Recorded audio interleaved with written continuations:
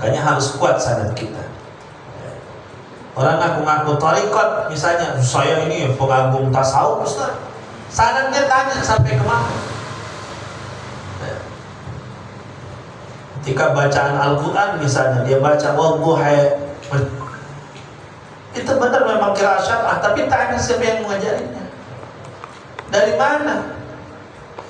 Ilmu agama ini nggak boleh asal nemu Ustaz katanya banyak kok yang ngomong seperti ini. Jangan lihat orangnya, tapi lihat perkataannya. Orang kalau tai ayam jangan diambil, tapi kalau telur dari pantat ayam ambil. Saya ini orang kotor, orang bejat, tapi kalau baik ambil. Itu benar kalau dalam nasihat, tapi tidak dalam ilmu pengetahuan. Dalam fikih nggak berlaku itu, apalagi dalam hadis. Ya. Tiba-tiba orang ngomong tasawuf, Masya Allah, kita sekarang bicara tentang khauf, tentang rasa takut kepada Allah. Bajunya bolong-bolong, rambutnya pang. Dia dengan enak hati dia bilang jangan lihat penampilannya, lihat hatinya dong. Enak banget. Orang kalau tai ayam jangan diambil, telur mana walaupun dari pantat ayam ambil, walaupun saya orangnya begajulan kayak gini, kalau omongan saya baik ambil. Iya, kalau nasihat iya, tapi tidak dengan ilmu agama. Tidak dengan ilmu agama. Hadis, satu hadis, ada orang yang sampai menempuh beberapa negara untuk mencari keautentikan satu hadis. Benar gak dari Rasulullah? Dicari sampai melintas negara. Ketika dicari ternyata orang yang menyampaikannya itu terkenal dia tukang bohong. Oh nggak jadi.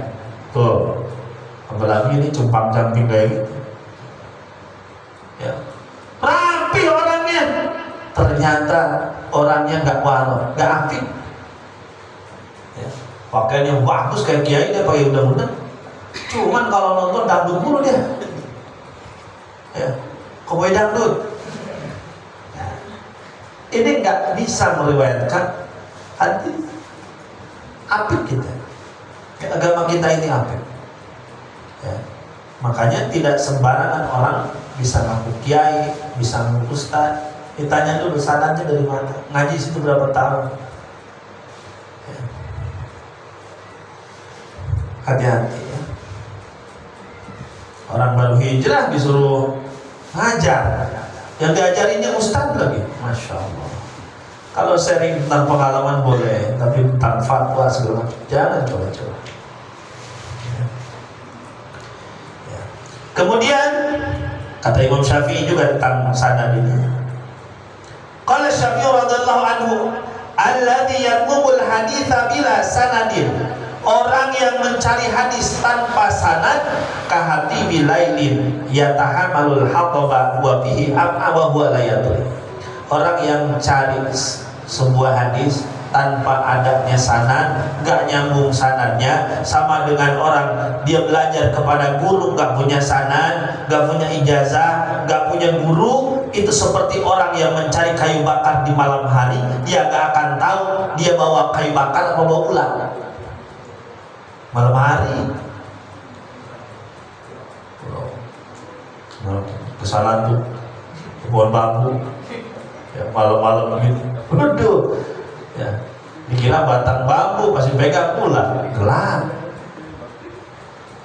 Itulah perumpamaan kalau orang nggak punya sanad dalam ilmu apa saja, bukan hanya dalam hadis ya. Dalam bab ini, dalam kitab ini ada 40 bab. Dalam tiap bab ada 100 hadis, maka jumlah hadis dalam kitab ini ada 400 hadis. Jadi kalau hatam nanti kitab ini berarti kita sudah menghatamkan 400 hadis. Amin. Amin. Kemudian kitab ini dinamakan dengan kitab Lubabul Hadis. Lubab itu kebalikan daripada kulit, berarti inti-inti hadis. Intinya hadis ada di kitab ini. Nah, kemudian kita bahas dulu poinnya. Ya. Sebelum kita bahas per bab, kita bahas poin apa saja yang dibahas di kitab ini. Bab yang pertama fi fadilatil ilmi wal ulama. Bab yang pertama nanti akan menjelaskan ilmu dan ulama. Kata Allah Subhanahu wa taala, "Falaula nafar min kulli firqatin minhum ta'ifatun liyatafaqahu fid din." Kalaulah tidak pergi setiap kelompok di antara mereka suatu kaum untuk memperdalam ilmu agama. Maksudnya apa? Jadi kalau sekalipun ada perang, ini jangan berangkat perang semua. Israel, Palestina lagi perang, itu jangan perang semua. Ada di antara mereka yang belajar ilmu agama, ada di antara mereka yang belajar ilmu pengetahuan. Ya. Kenapa? Kalau kita fokus sama perang, lupa dengan kemajuan ilmu pengetahuan, hanya menunggu kekalahan. Hanya menunggu kekalahan. Makanya banyak di antara mereka yang hijrah ke luar negeri. Ada yang berjuang dengan diplomasi, ada yang berjuang dengan ilmu pengetahuan. Betapa kuat ilmu pengetahuan, betapa kuat media yang dikendalikan oleh orang. Kita mau nulis negara Palestina saja kagak nemu. Coba kalau yang punya Google itu orang gak nangka, ya, diselipin tuh nama Palestina. Ya. Ya. Ayo nganter orderan orang nyampe ke Palestina, orang ada mapnya, nggak bisa paket orang nyampe sana.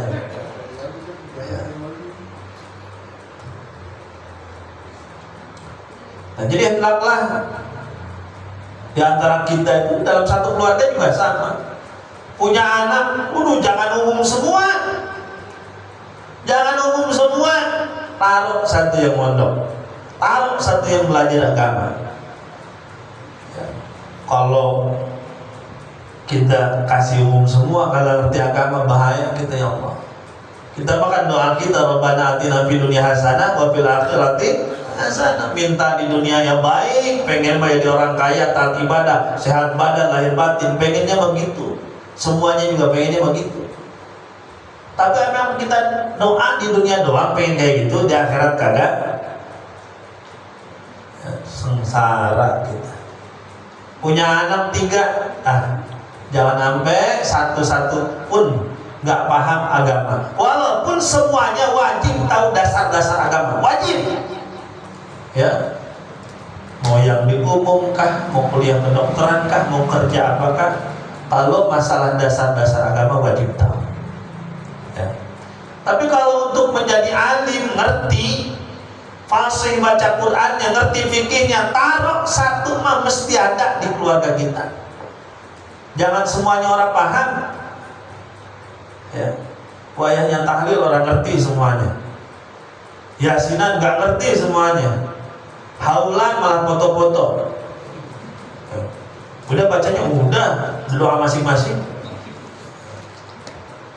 Ada apa saja? Ya Allah, makanya kita punya anak 3, satu harus ada yang paham agama. Jangan semuanya dilepas. Ya. Harus paham agama, harus ngerti. Ya. Kalau semuanya memang dasar-dasar agama harus tahu, tapi yang ngerti, yang paham tentang agama harus ada satu yang kita kader. Ya. Biar kalau anak kita ngajar, kita dapat pahala nanti kalau sudah tiada.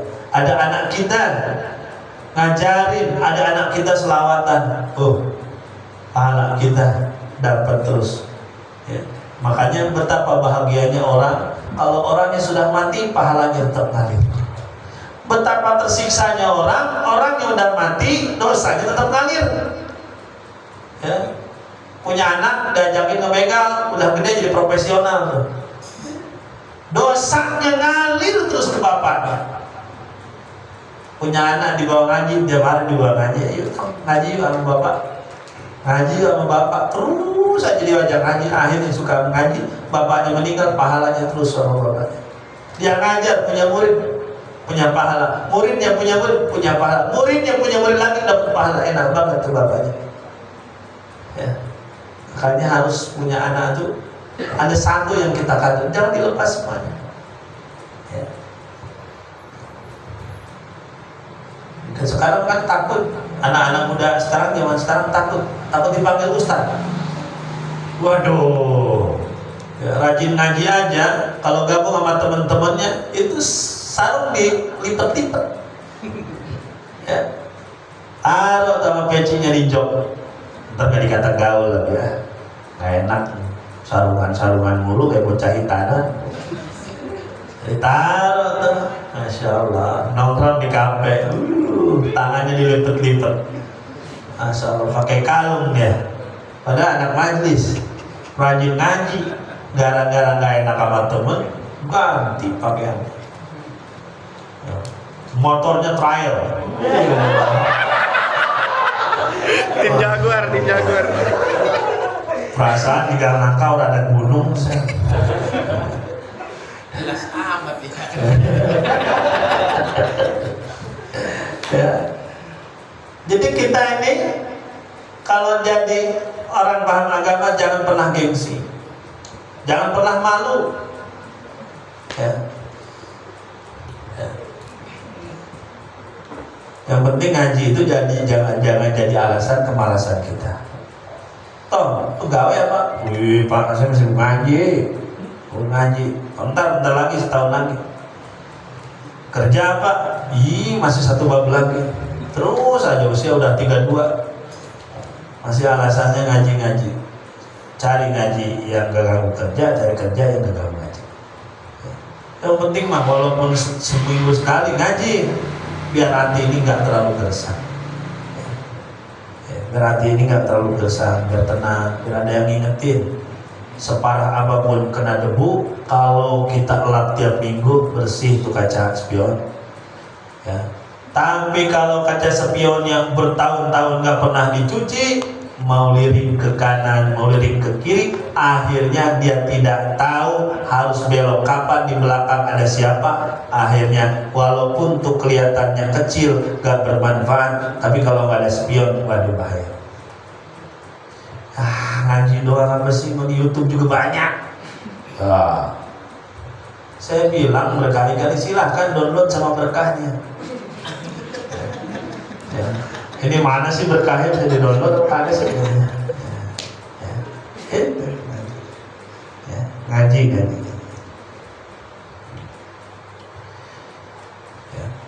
Dan orang yang berilmu itu gak rugi, mau jadi apapun ya. Aduh saya ngaji takut jadi ustaz. Gak apa-apa jadi teknokrat, paham agama lebih mulia. Jadi pejabat ngerti agama mulia. Jadi presiden ngerti agama mulia. Gak ada masalah. Jangan jadi alasan kita gak mau ngaji, enggak takut jadi ustaz. Ustaz juga boleh berkegiatan apapun, boleh terjun di bidang politik ya. Yang nggak boleh itu dikerjain sama politik ya. Kemudian al-babu tsani, bab yang kedua nanti akan menjelaskan tentang fadilah la ilaha illallah. Ini paling sering tahlilan baca la ilaha illallah, la ilaha illallah. Ini harus ngerti faedahnya apa, maknanya apa. Yang paling keras doang. Di dalam Al-Quran kata la ilaha illallah disebutkan 37 tempat. Jadi kata la ilaha illallah dalam Al-Quran disebut 37 tempat. 2 kali di dalam surah Al-Baqarah, 4 kali di dalam surah Ali Imran, 1 di dalam surah An-Nisa, 2 di dalam surah Al-An'am, 1 di dalam surah Al-A'raf, 2 di dalam surah At-Taubah, 1 di dalam surah Yunus, dan 1 di dalam surah Hud. 1 di dalam surat Ar-Rahman, 1 di dalam surat An-Nahl, dan 3 di dalam surat Toha, 2 di dalam surah Anbiya, dan 1 dalam surah Mukminin, kemudian surah An-Nahl, dan 2 dalam Al-Qasas, dan 1 dalam surah Fatir, dan Shofat, dan Zumar, dan 3 di dalam surah Al-Mu'min, 1 di dalam surat Ad-Dukhan, dan di dalam surah Muhammad, dan 2 di dalam surah Al-Hasr, 1 dalam surah At-Tabun, 1 dalam Al-Muzammil. Imam atau Syekh Nawawi Al-Bantani sampai mendetailkan, meneliti kata la ilaha illallah di dalam Al-Quran. Tuh. Ulama kita harus bangga sama Syekh Nawawi Al-Bantani, orang Indonesia kebangsaannya ya, meneliti la ilaha illallah di dalam Al-Quran. Belum ada komputer. Kalau sekarang mah gampang, tinggal klik la ilaha, gampang. Dulu belum ada. Neliti la ilaha illallah dalam Al-Quran, ketemu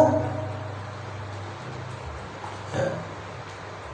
Nah, kita sudah sejauh mana kalau dibandingkan dengan jauh, itu nggak ada apa-apanya. Tapi mari kita tiru betapa gigih, betapa afiknya dalam memelihara satu ilmu pengetahuan.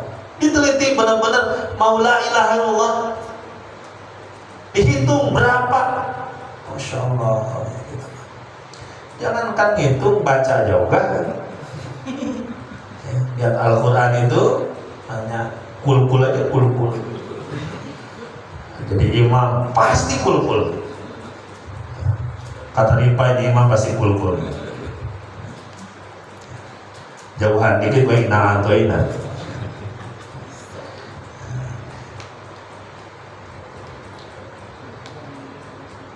Kemudian bab yang ketiga nanti akan membahas tentang Bismillahirrahmanirrahim. Ini sudah disinggung-singgung saja, nanti di babnya akan detail. Kata Nabi, la yuraddu du'aun awalu bismillahirrahmanirrahim. Tidak akan ditolak doa yang awalnya didahului dengan Bismillahirrahmanirrahim. Jadi setiap doa jangan lupa Bismillahirrahmanirrahim. Ya. Kemudian setelah Bismillah, hamdalah, sholawat. Jangan lupa kalau sebelum berdoa, jangan langsung minta. Kadang-kadang kita di hadapan manusianya proposal pakai pendahuluan dulu, nggak langsung nulis gede, minta duit 1 juta buat maulid. Waduh, nggak sopan amat ya orang. Tapi harus pakai pro. Kata Nabi, wa inna ummati ya'tuna yaumal qiyamati wa hum yaquluna bismillahirrahmanirrahim.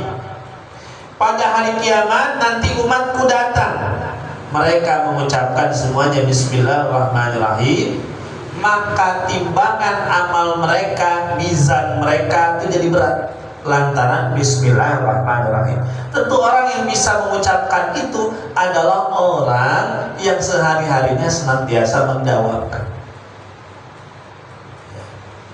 Seperti orang yang bisa jawab pertanyaan kubur, itu bukan berarti yang sebelum meninggal privat dulu, pelatihan sebelum meninggal, trik sukses kian lulus pertanyaan munkar nakir,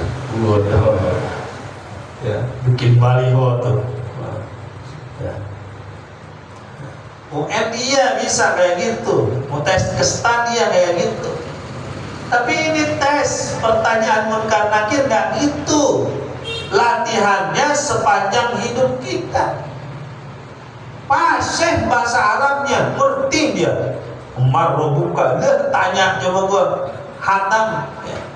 Paling kata munkar nakir skip, dia udah hafal. Gak bisa. Yang menjawab itu adalah amalan-amalan kita. Kalau kita baik, maka di kubur kita jawaban kita akan benar. Jangan kita takut, ya Allah saya makan gak ngerti bahasa Arab. Munkar nakir nanya pakai bahasa Arab, marro bukan, waduh, nggak bisa saya, seorang Betawi. Bisa insya Allah kalau amalan kita, wah, aduh, apanya, maaf munkar nakir, saya dari Betawi, saya mah KTP saya RW 1. Jangan takut kalau amalan kita bagus, insya Allah kita bisa jalan. Ya. Jadi Jadi bukan dengan bocoran soal yang sudah kita ketahui, ya. Kata anaknya, itu dilepitin tuh di kayak kapannya, ketik apa? Pakai bahasa Arab, takut bapak gak bisa jawab. Ya, nggak ngaruh, ya, nggak ngaruh.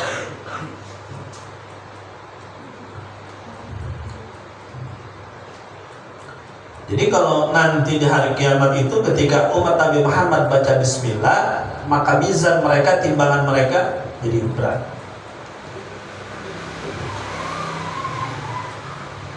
Bahkan umat-umat Nabi Muhammad itu, umat-umat banyak yang bertanya nih, apa sih yang membuat timbangan umat Nabi Muhammad itu lebih berat?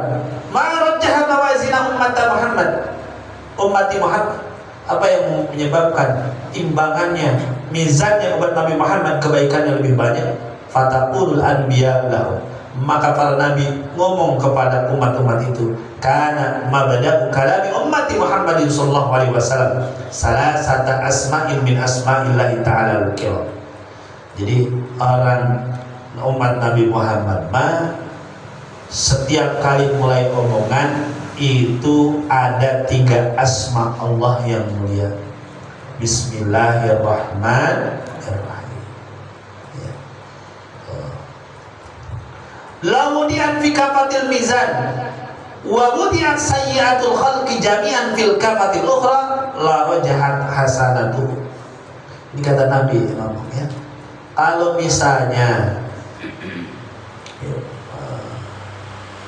hadis ini gini, kalau misalnya di mizan itu kalau diilustrasikan zaman sekarang itu timbangan jadul, yang ada piringan-piringannya itu, tahu di gambar kejaksaan tuh ada gambar orang buta pegang ini apa sih namanya, piringan ya. Nah itu kalau ditimbangnya di piringan itu misalnya di kiri itu saking banyaknya kejelekan, baca bismillah jadi berat. Itu untungnya jadi umat Nabi Muhammad. Nah, kita banyak berterima kasih banget kepada Nabi Muhammad. Walaupun misalnya seluruh dosa makhluk itu ditaruh di satu piringan yang lain, kemudian di sini dibacakan dengan Bismillahirrahmanirrahim, akan kalah dia beratan Bismillahirrahmanirrahim. Apakah kita masih sulit ngamalinnya? Masya Allah, tahu fadilahnya seperti itu. Yang ngucapin bismillah aja susah. Naik motor berangkat bismillah, let's go, let's go, kasih udung, let's go. Bismillah, Bismillahirrahmanirrahim. Ya Allah, mau berangkat kerja, bismillah ya Maya, mudah-mudahan rezekinya banyak, badannya sehat. Mama yang tenang ya di rumah, jangan banyak online. Ya. Bismillah, Bismillah. Bismillah itu untuk hal-hal yang baik itu sunnah. Tapi kalau hal-hal yang buruk makruh. Ya. Boncengan apa baca? Bismillah dulu neng. Nggak bisa. Bismillah. Alhamdulillah ya. Motor kerilan.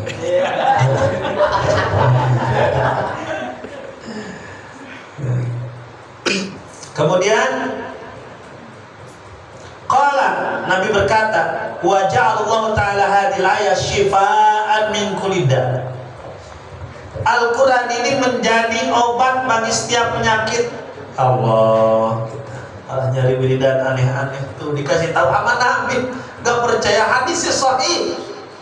Hadisnya sahih yang ngomong Nabi, obat segala penyakit bismillah. Tapi dalam, ya, jangan pas butuh doang. Ya, wiridan gitu dulu, tapi bismillah udah, bismillah. Ya, bismillah, dia obat bagi setiap penyakit. Obat setiap penyakit.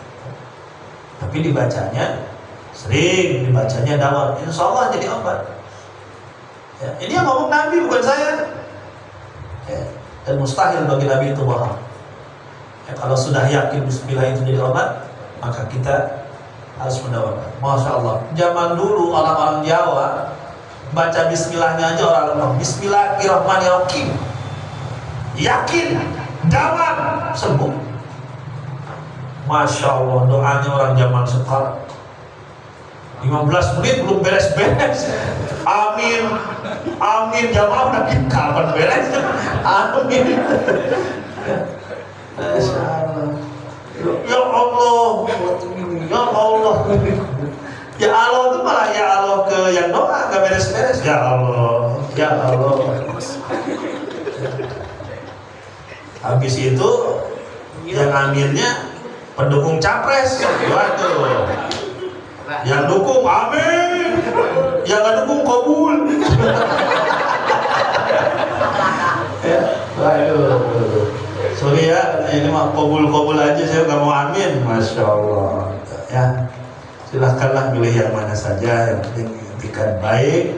Ya, jangan karena hal-hal yang lain kita ikhlas saja, ikhtiar. Ya.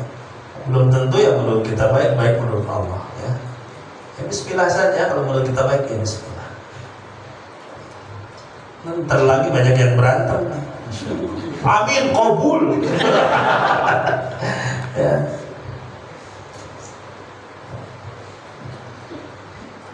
Kemudian wakilan min kulli faqrin. Tuh. Wiridan biar kaya baca bismillah. Jangan aneh-aneh. Bismillahirrahmanirrahim. Bismillahirrahmanirrahim. Enak sambil jaga dagangan. Bismillahirrahmanirrahim. Bismillahirrahmanirrahim. Di kantor lagi senggang. Enak kayaknya. Penyembuh dari segala macam penyakit. Dzikir bagi supaya sebab kita menjadi kaya, penutup dari kefakiran, wasitram minan nar, dan dia pelindung dari api neraka, wa amanan minal khasad. Kita pengen aman daripada ambles, tanah ambles, khasad. Bacanya bismillahirrahmanirrahim yang banyak ya, minimal 38 lah sehari. Bismillahirrahmanirrahim, bismillahirrahmanirrahim. Kemudian wal mashi ya.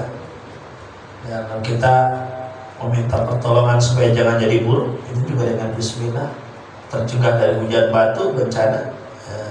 Madamu ala qiraatiha, selama makhluk-makhluk itu mendawamkan baca ayat itu, yaitu bismillahirrahmanirrahim. Dawamkan ya Allah. Kita anggap sepele, bahkan suka dianggap main-main. Bismillah dulu dong, bismillah dulu. Padahal masya Allah, diselami maknanya, diselami faidahnya, betapa bismillah ini manfaat.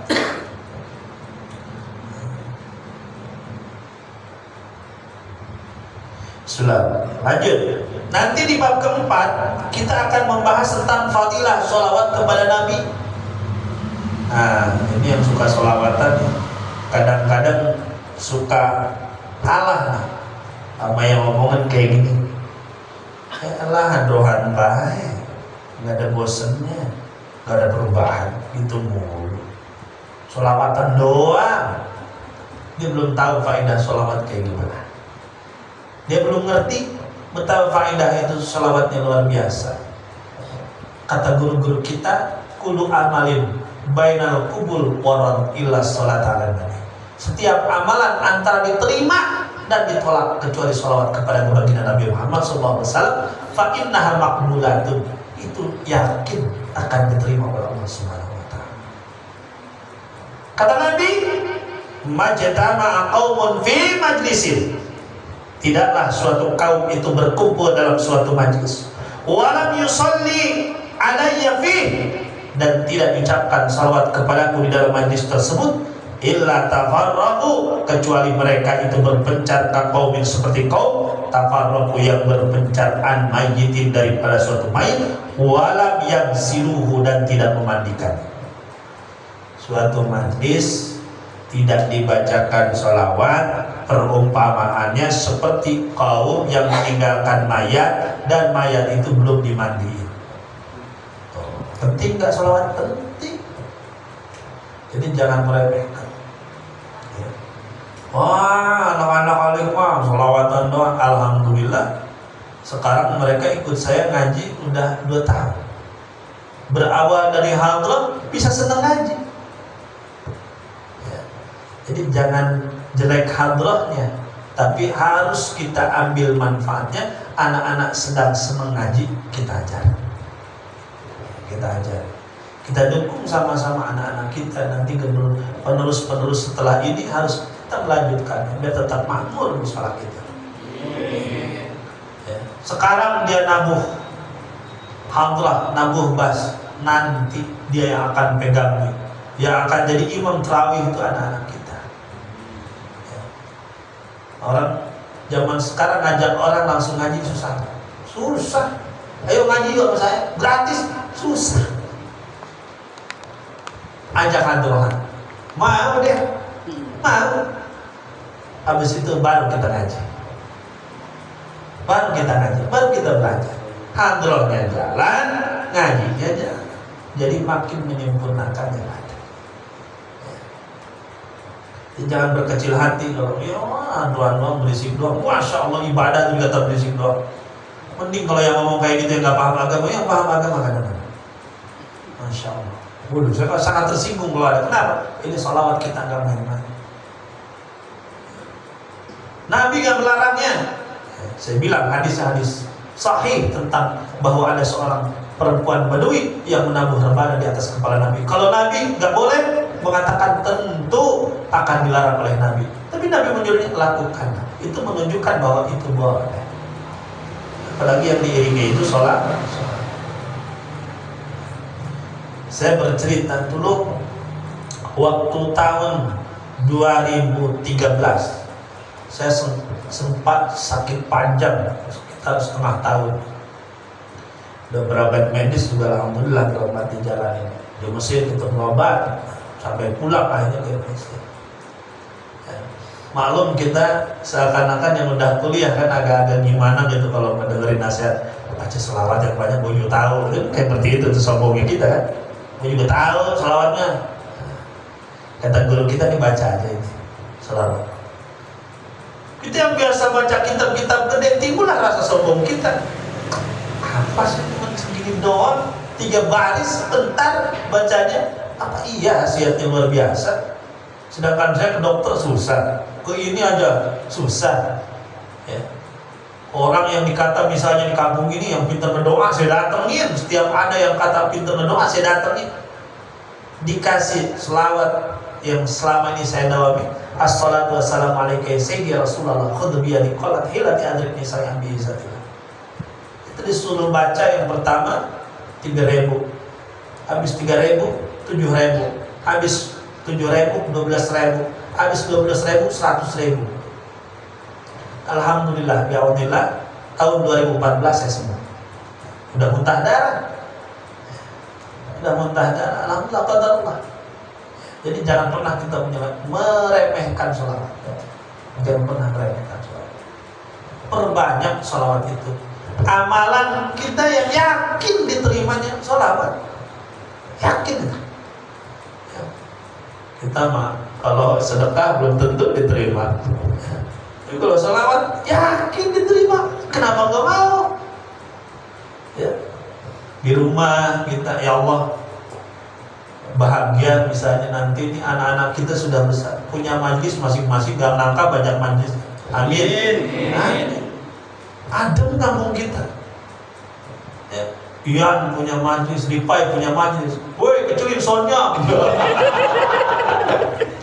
Udah gua nih bentrok nih suara androidnya nih. Ayo belahan sana lagi. Woi lagi manakim nih berisik. Senang kita lihat anak-anak kita, Masya Allah. Ketika nanti kita sudah tua, ya Allah. Masya Allah. Ujung sana dikit lagi Faisal ada. Senang kita lihat anak-anak kita kalau seperti itu. Jadi jangan sampai apa yang sudah kita lakukan saat ini di kemudian hari tidak ada bekasnya. Insya Allah yakin dengan seyakin-yakinnya. Saya lihat antusiasnya. Ini berjalan hampir 3 tahun. Ya, berjalan 3 tahun, alhamdulillah pada istiqomah dan jamaahnya nggak pernah berkurang. Alhamdulillah. Walaupun hujan. Ya. Pengalaman saya ngajar, waduh, udah hujan tuh udah banyak di grup WA. Assalamualaikum Ustaz, gimana ngaji? Apa mungkin karena saya nggak masuk grup kali ya?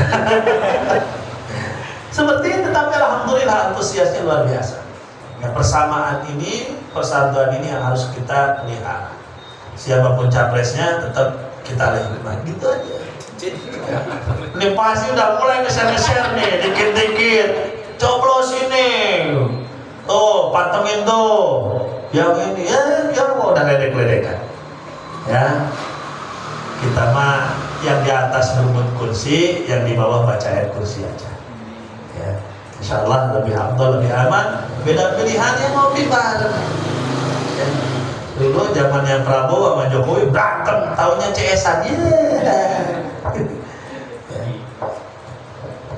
Saya lagi ada anak-anak di rumah nungguin, mereka lagi tugas sampai jam setengah 12 seminggu ini. Iya pada hataman, jadi mudah-mudahan lancar. Anak-anak jauh-jauh, ya. Saya sungguh bahagia ketika anak-anak dari sini banyak yang ngaji juga. Karena dulunya banyak malah anak luar tuh malah nginep di rumah. Ya. Tapi sekarang alhamdulillah ada Ian dan kawan-kawan ikut ngaji, ya. Insya Allah mudah-mudahan jadi kader ke depannya. Saya bilang kepada mereka, ngaji harus pada tahap nanti bisa untuk diri sendiri, untuk kampung, harus bisa khutbah Jumat segala macam, harus bisa. Ya. Ya. Jangan sampai sekarang kita sibuk-sibuk ngaji di majelis, ngaji. Jangan sampai kita tidak manfaat ilmunya. Biar manfaat ilmunya, maka jangan pernah 1 khianati orang tuamu, 2 khianati guru. Itu kunci berkahnya ilmu, 2 aja. Ya, sama guru hormat banget, sama orang tua sengke banget. Nah, nggak bakal berkah. Ya.